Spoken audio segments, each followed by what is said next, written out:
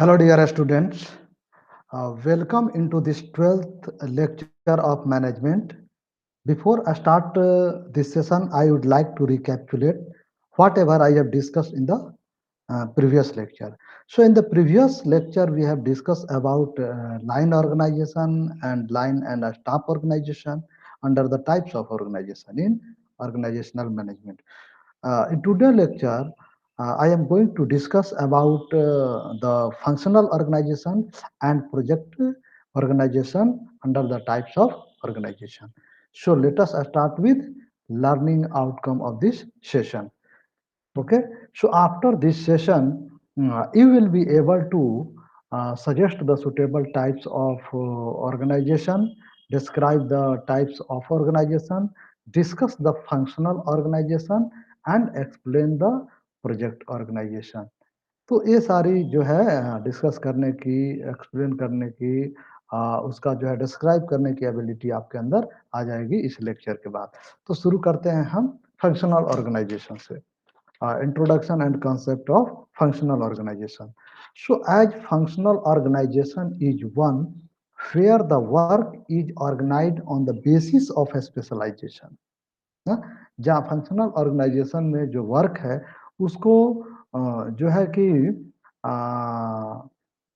On the basis specialisation के आधार पर उसको हम क्या करते हैं, अलोकेट करते हैं और ऑर्गेनाइज करते हैं। Here specialists are made available in the top position throughout the enterprise, and each supervisor is specialized in particular field, and he attend to one factor in all the departments. अब इसमें होता क्या है कि हर section में एक specialist मौजूद रहता है और वो एक पार्टिकुलर हर डिपार्टमेंट में किसी न किसी एक पार्टिकुलर पोस्ट पर रहता है और जो स्पेशलाइज्ड रहता है और उसका उद्देश्य जरूरत के अनुसार वो सजेशन देना उसका काम रहता है। ठीक ना। अब हम इसमें देखते हैं कि the functional organisation is also line type of organisation with difference that instead of one foreman which being master or a specialist of everything, therefore hard to find. There are 8 functional foremen, 4 of them located on the shop floor and remaining 4 in the office, but everyone having direct and equal opportunity over workers. यानी इसमें कह रहा है कि जो functional organisation है, type organisation है, उसमें जो है कि डिफरेंट 8 फॉरमैन होते हैं और 8 डिफरेंट पोस्ट पे होते हैं, जिनमें से जो 4 फॉरमैन होते हैं वो ऑन शॉप फ्लोर पे और रिमेनिंग 4 जो है ऑन ऑफिस में, जिसको हम एक डायग्राम से और क्लियरली इसको समझ पाएंगे। और each functional foreman who is a specialist in an activity in charge of one function, और हर एक फोरमैन जो हर एक कुछ छोटी यूनिट का जो हेड होता है वो किसी न किसी का के चार्ज में होता है और वो खास करके स्पेशलिस्ट होता है उसका। So it can be explained more clearly with the help of Taylor chart of functional organisation. So Taylor साहब का जो चार्ट है फंक्शनल ऑर्गेनाइजेशन, उससे हम इसको एक्सप्लेन कर सकते हैं। वैसे ध्यान रखिए जो फंक्शनल ऑर्गेनाइजेशन का कंसेप्ट है ये F.W. टेलर के द्वारा दिया गया था। ओके, तो जो है कि ये है Taylor chart of functional organisation, जिससे मैंने पहले भी इसके बारे में थोड़ा बहुत आपको बताया था। अब इसमें ये बताया गया है कि ये जो हेड है, जो सुपरिटेंडेंट है, वो सबसे ऊपर है। उसके बाद जो 8 की बात बोले कि 8 स्पेशलिस्ट रहेंगे, 4 शॉप पे और 4 ऑफिस में, तो देखिए 8 स्पेशलिस्ट हैं, 1 2 3 4 5 6 7 8, और ये 4 जो है ऑफिस में इनका वर्क है, और ये जो है कि शॉप पे जहाँ की जॉब बन रहा है वहाँ पे इनका वर्क हो रहा है। अब इनमें से जो डिफरेंट लोग हैं उनकी डिफरेंट डिफरेंट जो है वर्क है, उनका उनका अलग अलग जो है कि वर्क कल्चर है। इसमें जो रूट क्लर्क है, जो आप देख रहे हैं रूट क्लर्क, इसका ये ड्यूटी है, root clerk was in charge of issuing work order and routing the job. ये क्या करता है कि इसमें चार्ज में रहता है कि वर्क ऑर्डर इशू करता है और जॉब करने का जो क्या रूट होगा, किस तरीके से इसको प्रिपेयर करना, ये सुनिश्चित करता है। दूसरा that is the instructional clerk. जो इंस्ट्रक्शनल क्लर्क है वो issue the specification and instruction related to job to the workers. ये जो क्या करता है कि विशेष विवरण और इंस्ट्रक्शन निर्देश देता है वर्कर्स को, उनको क्या जॉब करना है, जॉब से रिलेटेड निर्देश उनको देता है। उसके बाद जो है वो है टाइम एंड कॉस्ट क्लर्क। ये टाइम एंड कॉस्ट क्लर्क जो आप देख रहे हैं, इनका जो काम है वो keep records pertaining to time the worker have spent in doing the work and cost, worker wage etcetera. यानी जो टाइम एंड कॉस्ट क्लर्क है वो ये रिकॉर्ड रखता है कि किसी पार्टिकुलर जॉब को करने में कितना टाइम लगा और यानी वर्क पार्टिकुलर वर्कर ने कितना टाइम उस पर स्पेंड किया। एंड कॉस्ट यानी वर्कर की उतने टाइम की क्या मजदूरी होगी, यानी उसका कॉस्ट क्या होगा। तो ये टाइम एंड कॉस्ट का भी वर्क है। उसके बाद जो नेक्स्ट है that is the disciplinarian. Disciplinarian जो है उसका काम ये है to keep personal records of the workers and handle cases of insubordination. इनका काम क्या है कि ये जो है कि वहाँ पे जो वर्कर्स हैं उनका रिकॉर्ड मेंटेन करता है, और यदि इनसबऑर्डिनेशन का कोई कोई केस है तो उसको हैंडल करता है। यानी कोई अवज्ञा का, किसी प्रकार का किसी ने जो है कि जो रूल्स है उसको उसको वायलेट किया, तो इन सारी चीज़ों को डिसिप्लिनेरियन के अंदर हैंडल किया जाता है। उसके बाद जो नेक्स्ट दैट जो शॉप फ्लोर पर वहाँ फर्स्ट है that is the gang boss. जो गैंग बॉस है वो गैंग बॉस का काम है he has in the charge of preparation of all work up to the time that the work piece is set in the machine। यानी कि वो जितना भी वर्क है वो विदिन टाइम हो रहा है कि नहीं, उसके लिए जो काम मशीन में फिक्स किया गया है उसके अकॉर्डिंग हो रहा है कि नहीं, इसका देख रेख वो गैंग बॉस करता है। देन उसके बाद जो है स्पीड बॉस। ये जो है आप इसका सेकंड पॉइंट देख रहे हैं, ये स्पीड बॉस है। सो speed boss ensure that the proper cutting tools are being used and cut is started at right place in the workplace. The optimum speed, fits and depth of cut are being applied।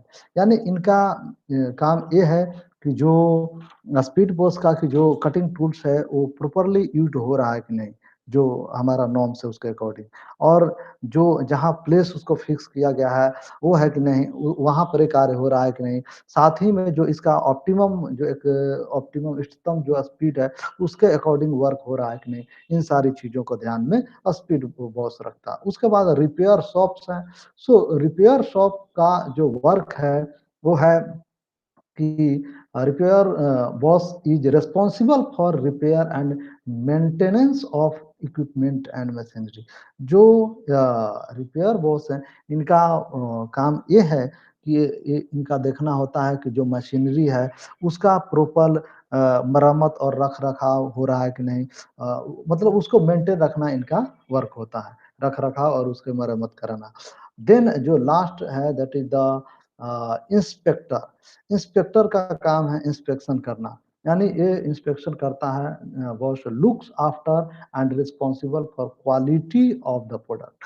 यानी यह देखभाल करता है और इसका जो उत्तरदायित्व है कि ये देखेगा कि जो उत्पादक है ये निरीक्षण करता है कि जो उत्पाद है उसकी गुणवत्ता है कि नहीं। तो इसकी गुणवत्ता के लिए ये जवाबदेह होता है इंस्पेक्टर और इंस्पेक्शन बॉस। तो इस प्रकार जो आप देखें कि जो है फंक्शनल ऑर्गेनाइजेशन में किस प्रकार से हर स्पेशलिस्ट मौजूद हैं, और सबका जो है कि डिफरेंट तरह के कार्य जो जिस फील्ड में स्पेशलाइज्ड है उनके स्पेशलाइजेशन के अकॉर्डिंग उनको वर्क असाइन किया गया। और बाकी ये जो वर्कर्स हैं जो कि ग्राउंड पे वर्क करते हैं ना, जिनका ये लोग स्पीड देखते हैं, इंस्पेक्शन करते हैं, ये सारी चीज। अब उसके बाद advantages of functional organisation. So due to specialisation quality of work is better. ठीक है, यहाँ ज़्यादा लोग स्पेशलाइज्ड होते हैं तो इसके वजह से इसका क्वालिटी बेटर रहता है, ये भी सही है। ना। Second point, this system provides more specialised knowledge. ये जो सिस्टम है वो ज़्यादा जो है यहाँ पे जो स्पेशलिस्ट ज़्यादा रहते हैं and guidance to individual workers through the experts. और ये उनको एक स्पेशलाइज्ड नॉलेज प्रोवाइड करता है, साथ ही में उनको जो इंडिविजुअल वर्कर्स हैं उनको भी ये गाइड करता रहता है ना। अ, उसके बाद जो है थर्ड है, it helps mass production by standardisation and specification. यह जो है कि जो मानक फिक्स किया गया है, जो स्टैंडर्डाइजेशन किया गया है ना, उसके अकॉर्डिंगली मास लेवल पर प्रोडक्शन करने में हेल्प करता है। क्योंकि रीजन इसका क्या है कि हर व्यक्ति स्पेशलिस्ट है और इसमें किसी प्रकार की त्रुटि होने की संभावना कम रहती है। तो इसलिए स्पेशलिस्ट हर व्यक्ति एक ही तरह के वर्क में एंगेज्ड है, इसलिए यहाँ पर त्रुटि कम होना और प्रोडक्शन ज़्यादा होने की संभावना रहता है। If any operations needs improvement, it can be improved even up to the last moment. अब कहता है कि यदि कोई ऑपरेशन की जो है कि इम्प्रूवमेंट की आवश्यकता है इसमें, तो ये जो है कि इसको अंतिम क्षण तक इसमें सुधार किया जा सकता है, ठीक ना। ये कह रहा है ना कि लास्ट मोमेंट इसमें, तो उसमें लास्ट मोमेंट तक इम्प्रूव करने की संभावना है, क्योंकि डिफरेंट स्टेप पर डिफरेंट टाइप्स के स्पेशलिस्ट मौजूद हैं। Then considerable expansion of the factory is possible. यानी कि जो कारखाना है, जो कंपनी है, उसका उल्लेखनीय विस्तार भी संभव है इसमें, ठीक ना। उसको जितना हम एक्सपेक्टेड एक्सपेंशन करना चाहते हैं अकॉर्डिंग टू आवर एक्सपेक्टेशन, तो मैं कर सकता हूँ ना। ये इस पे डिपेंड कर, क्योंकि यहाँ पे स्पेशलिस्ट ज़्यादा है। For every operation experts guidance is there, hence wastage of material will be minimum, which will reduce prime cost. और देखिए कि जो हर ऑपरेशन के लिए, हर एक अलग ऑपरेशन के लिए यहाँ पे एक्सपर्ट गाइडेंस मौजूद है, और इसलिए वेस्टेज ऑफ मटेरियल कम है। और जब मटेरियल का वेस्टेज कम होगा तो कॉस्ट भी मिनिमम होगा। सो मिनिमम है, और विच will reduce the prime cost, जो कि जो मुख्य लागत है उसको भी ये कम कर देता है।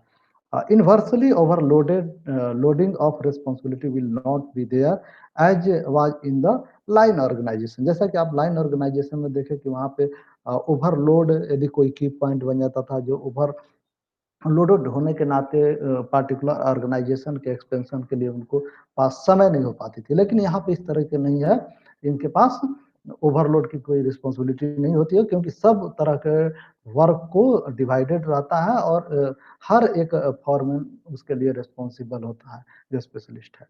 अब डिसएडवांटेज भी इसके कुछ हैं, उसको हम देखते हैं। फर्स्ट है कि coordination of effort of various functional foreman is difficult. अब जो है कि जो इसमें प्रयासों का समन्वय जो है कि डिफरेंट फॉरमैन में करना थोड़ा डिफिकल्ट है। सेकेंड पॉइंट इसका ये डिसएडवांटेज है कि it is difficult to maintain discipline as each worker is responsible for it foreman. और सेकंड जो पॉइंट है कि ये भी दिक्कत है कि यहाँ हर व्यक्ति को 8 जो फॉरमैन हैं उनके प्रति रिस्पॉन्सिबल बनाना और डिसिप्लिन को मेंटेन करना थोड़े टफ हो जाता है इसमें ना। क्योंकि अ, लोगों की संख्या यहाँ पे ज़्यादा है एक हिसाब से, ठीक ना। ईच, क्योंकि each workers is responsible for 8 four, यानी एक काम है तो हर 8 व्यक्ति के लिए रिस्पॉन्सिबल है, तो ये एक दिक्कत है। Third point, it is very difficult to fix up the responsibility to any foreman ना। ये भी है कि in case of something goes wrong, ये कहता है कि ये बड़ा कठिन है कि किसी एक फॉरमैन की रिस्पॉन्सिबिलिटी फिक्स करना, क्योंकि सभी लोग उसमें इंगेज्ड हैं और सबका सेपरेट सेपरेट काम है। तो ये किस स्टेज पे इस तरह की गलती हुई है, इसको पकड़ना मुश्किल है, और इसको जो है कि वहाँ पे किसी एक व्यक्ति को इसके लिए उत्तरदायी ठहराना भी टफ काम है। Then four, workers always remain confuse about the authority and activity of each foreman. यहाँ तक ये भी है कि जो श्रमिक हैं वो भ्रमित इसमें रहते हैं कि उनका अधिकार और गतिविधि जो है मतलब किनके प्रति है, यानी workers always remain confuse about authority and activity of each foreman, यानी प्रत्येक जो फॉरमैन है उनकी क्या क्रिया है, क्या उनका पावर है, एक्टिविटी है, उसके प्रति वो कंफ्यूज रहते हैं। Then it makes industrial relationship more complex. Further ये इंडस्ट्रियल रिलेशन जो है उसको थोड़ा ज़्यादा कम्प्लेक्स बना देता है। And six, that is the workers are not given opportunity to make use of their ingenuity, initiative and drive. यानी इस जो यहाँ एक और चीज है कि श्रमिकों को workers are not given opportunity, यानी श्रमिकों को उनकी सरलता या पहल कहें या ड्राइविंग का उपयोग करने का अवसर नहीं दिया जाता है इसमें। And last that but not the list, are all round executive can not be development और डेवलप्ड, हो ना। यानी कि यहाँ पर जो है अधिकारियों का या जो भी कार्यकर्ता हैं, जो काम करने वाला एग्जीक्यूटिव्स हैं, उनका ओवरऑल यदि समग्र विकास करना चाहे तो ये संभव नहीं है। तो इस प्रकार से ये भी एक ड्रॉबैक हुआ, इसका डिसएडवांटेज। अब एप्लीकेशन ऑफ फंक्शनल ऑर्गेनाइजेशन, इसका application, so in practice a pure functionalized systems rarely found. तो आप देखिए कि यदि आप इसको प्रैक्टिस में देखिए, इसको अमल में देखिए, तो ये शायद ही है कि फंक्शनल ऑर्गेनाइज जो है कि इन एप्लीकेशन है। So in fact a factory where responsibilities are divided on functional basis, line relationship में ऑल्सो एग्जिस्ट। जो इस तरह से डिवाइड किया जाता है तो लाइन रिलेशन रहेगा, परंतु फंक्शनल होना थोड़ा सा टफ है। This is suitable for large manufacturing concern which are capable of expansion in future.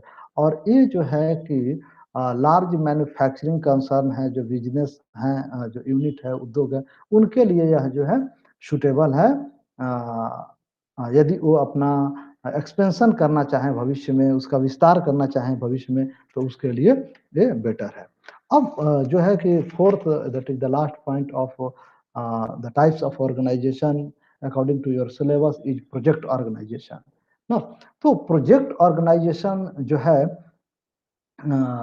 is a project organization is a temporary organization designed to achieve a specific result by using team of a specialist from various functional areas in the organization।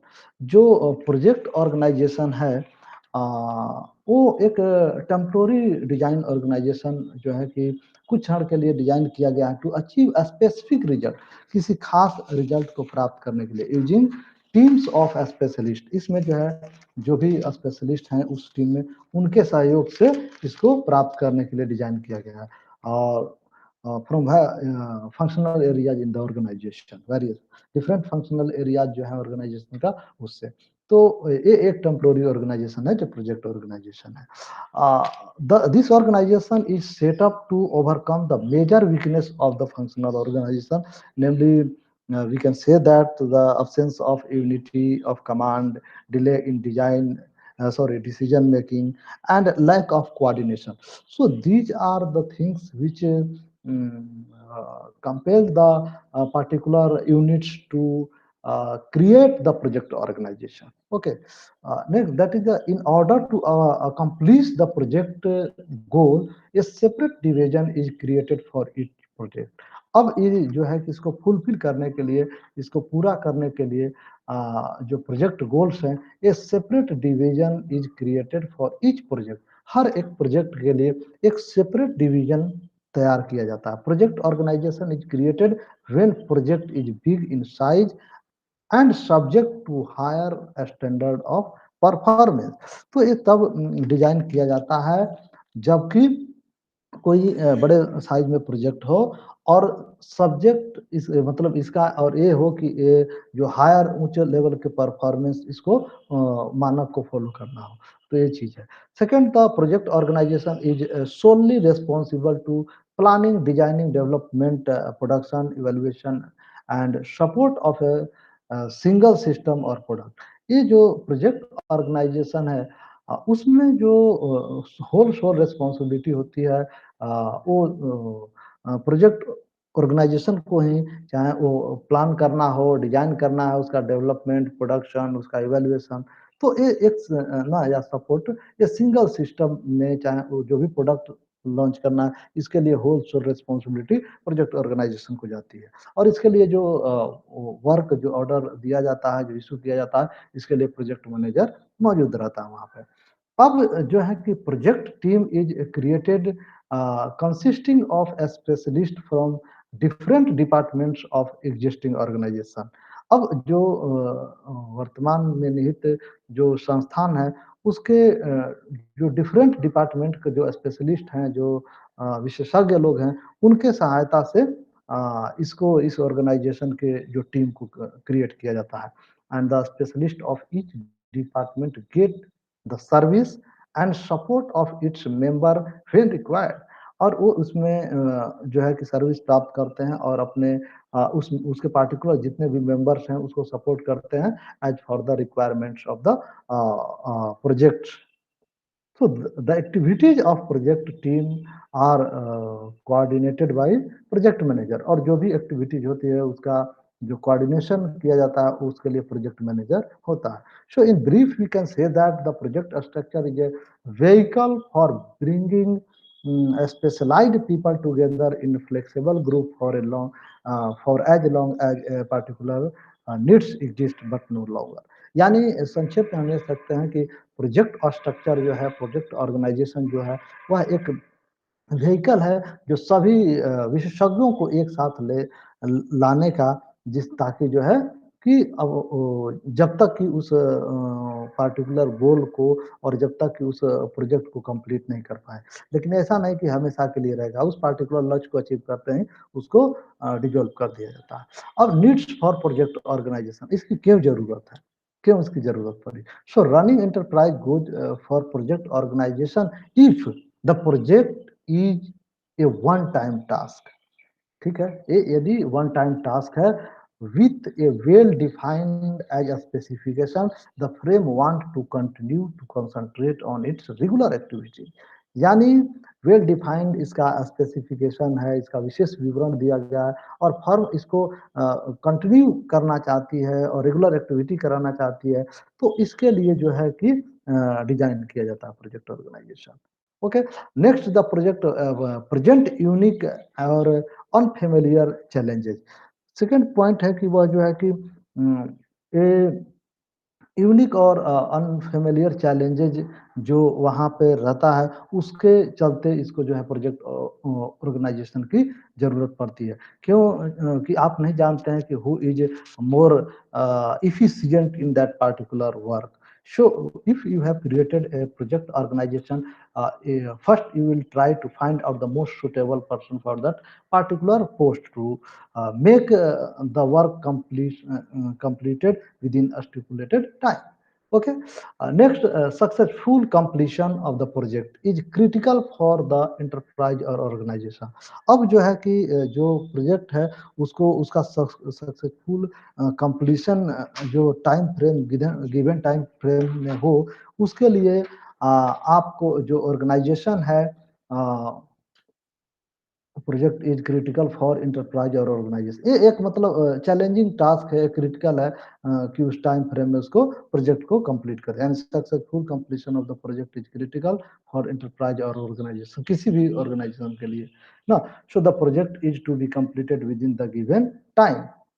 The तो ये सारी चीज़ें हैं कि आप जब तक आप उसको एक विशेष रणनीति के तौर पर एक विशेष प्लान के तहत आप चल के उस पे वर्क नहीं कीजिएगा, तो विद इन टाइम फ्रेम में कंप्लीट नहीं हो पाएगा। अब इस प्रोजेक्ट ऑर्गेनाइजेशन को एक ग्राफ से, एक स्ट्रक्चर से इसको हम समझ सकते हैं, इसके कांसेप्ट को ना। तो आप देख पा रहे होंगे जो प्रोजेक्ट ऑर्गेनाइजेशन का चार्ट है, यहाँ देखिए ये प्रेसिडेंट है। Okay, then a vice president uh, research and engineering। अब ये प्रोजेक्ट ए है, project A, project B, then project C. तो ये तीनों प्रोजेक्ट है वो डिफरेंट, प्रोजेक्ट ए में के डायरेक्टर अलग हैं, अब प्रोजेक्ट बी के डायरेक्टर अलग हैं, प्रोजेक्ट सी के डायरेक्टर अलग हैं। तो ये जो ये प्रोजेक्ट है इसमें उसके बाद जो है कि engineering activities for the project A, resources, तो ये एक्टिविटीज इसके अंदर रेगुलेट होगा प्रोजेक्ट ऑर्गेनाइजेशन में। ओके, बी का जो डायरेक्टर है उसका इंस्ट्रक्शन यहाँ चलेगा और इसकी एक्टिविटीज़ को जो भी होगी वो इसके अंदर होगी और यहाँ जो भी निर्णय लेना होगा ये इस ग्रुप के अंदर आएगा और जो है प्रोजेक्ट सी का भी सेम तरीके से ऐसे अलग होगा। तो ये जो है कि और ये इनका सभी का चीफ जो है जो प्रेसिडेंट है ये चीफ है, ठीक ना? अब इसको डिफाइन किया गया प्रोजेक्ट ए में किस तरह के वर्क है, इसमें डिफरेंट टाइप्स को जो इंजीनियरिंग एक्टिविटीज से रिलेटेड है, तो उसमें जो प्रोजेक्ट डायरेक्टर हैं, उनका क्या कैसे कराना है, क्या इंस्ट्रक्शन रहेगा, वो इधर की तरफ फॉलो होगा। उसी प्रकार बी में और सी में होगा। अब इसका एडवांटेजेस क्या है प्रोजेक्ट ऑर्गेनाइजेशन का? So advantage of project organization, it does not interfere with existing organization. इसका ये मतलब है कि जो ऑर्गेनाइजेशन पहले से एग्जिस्ट करता, उसमें कोई दखल अंदाज नहीं है, कोई दखल नहीं देता। ये कोई पार्टिकुलर प्रोजेक्ट के लिए सेपरेट उन्हीं में से स्पेशलिस्ट लोगों को लेकर इसको कंप्लीट करता है। Second point, it provide concentration sorry it provides concentrated attention that a complex project demanded. और ये जो है कि एक पूरी तरीके से कंसंट्रेशन उस पे डालता है जिससे जो कि प्रोजेक्ट का डिमांड है, जिससे कि project with in stipulated time complete हो सके। And third, that is the it allows maximum use of specialist available in the enterprise. और उद्योग और बिजनेस में जो भी ज़्यादा से ज़्यादा लोग स्पेशलिस्ट लोग हैं, उनको यूज़ करने के लिए ये अलाउ करता है। तो ये इसका एडवांटेज है। अब जो है कि इसका लिमिटेशन भी है कुछ। फर्स्ट की project manager has to deal with persons varied nature and interest. ये तो है कि विभिन्न प्रकृति और रुचि वाले व्यक्तियों के साथ एक प्रोजेक्ट मैनेजर को डील करना पड़ता है, क्योंकि वहाँ सारे स्पेशलिस्ट हैं, एक से एक इंटेलेक्चुअल वहाँ बैठे हुए। Next, that is the since work differ from project to project. सही है। हर अलग-अलग प्रोजेक्ट के लिए अलग-अलग वर्क कल्चर होता है। Experience gain in one project में not be relevant for other project. और ये भी है कि जो एक प्रोजेक्ट में आपने इन्फॉर्मेशन लिया, जो भी आपने एक्सपीरियंस गेन किया, वो ऐसा नहीं है कि वो जो सूटेबल होगा अनदर प्रोजेक्ट के लिए भी। तो ये भी एक है इसका drawback. And third, that is the project work being temporary. ये एक टेम्पोरेरी अरेंजमेंट होता है। जैसे ही प्रोजेक्ट खत्म होता है, सबकी नौकरी खत्म हो जाती है। So there is a quite uncertainty and insecurity of job for specialist hire for from outside. और वैसे लोग जो उस पार्टिकुलर प्रोजेक्ट के लिए बाहर से हायर किए रहते हैं, बाहर से नौकरी पर लगाए रहते हैं, तो उनके पास एक इनसिक्योरिटी, असुरक्षा और अनिश्चितता बनी रहती है कि जैसे ही प्रोजेक्ट कंप्लीट होगा मेरी तो नौकरी चली जाएगी। तो ये एक इसका प्रॉब्लम है। जो fourth point, that is the decision making is very difficult because there are unusual pressure from specialist from diverse field. यानी कि जो यहाँ डिसीजन मेकिंग है वो काफ़ी टफ है। इसका कारण यह है कि विविध क्षेत्रों के विशेषज्ञों का जो असामान्य दबाव होता है, अनयूजुअल प्रेशर रहता है, दबाव रहता है। तो इससे यहाँ डिसीजन लेना थोड़ा-सा टफ हो जाता है। And that is the fifth point is the last point but not the least is there may be conflict among the specialists. तो सभी विशेषज्ञ लोग मौजूद हैं, तो उनके बीच भी कॉन्फ्लिक्ट होने की एक संभावना हो जाती है। तो इस प्रकार thus in this session we have discussed and learned about functional organization and project organization under the types of organization. Okay, so in the next lecture we will discuss about departmentation. Okay, सो अब इस lecture पे जो best है वो हमारा questions है, question for self assessment. तो यहाँ जो क्वेश्चन आपको कुछ दिया गया है वो इसके आधार पर आप इसको सोल्व करके अपनी जो लर्निंग को चेक कर सकते हैं। साथ ही यदि कुछ शब्द ना समझ में आए तो उसको यहाँ से आप देख सकते हैं। और एक ग्रोसरी मैंने दिया है आपके हेल्प के लिए। तो इसी के साथ जो है इस लेक्चर को मैं अंत करता हूँ। फिर नेक्स्ट लेक्चर में मिलूंगा आपसे। Okay, thank you.